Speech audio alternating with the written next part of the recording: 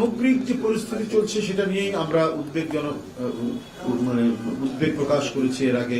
যেমন আজকে আন্তর্জাতিক নারী দিবস উপলক্ষে যে ওই কি বলে বিশ্ববিদ্যালয়ে ওখানে কি ড্রেস পরবে একজন রিক্সা থামিয়ে জিজ্ঞেস করছে, এগুলো তো সবই উগ্রবাদিতার লক্ষণ।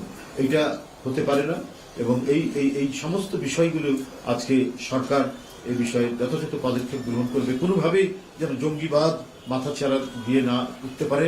আমাদের অগ্রগতির পথে, আমাদের আধুনিক অগ্রগতি এবং উন্নয়নের পথে কোনো অশুভ শক্তির যাতে উদয় না হয়। নারী জাগরণের অগ্রদূত বেগম রোকেয়া, ব্রিটিশ বিরোধী আন্দোলনের বীর প্রীতিলতা ওয়াদ্দেদার ও মহান মুক্তিযুদ্ধের কাকন বিবি ও তারামন বিবি সহ সকল গণতান্ত্রিক ও ন্যায়সঙ্গত আন্দোলন শহীদ ও ত্যাগী সকল সংগ্রামী নারীদের প্রতি আমরা গভীর শ্রদ্ধা নিবেদন করছি।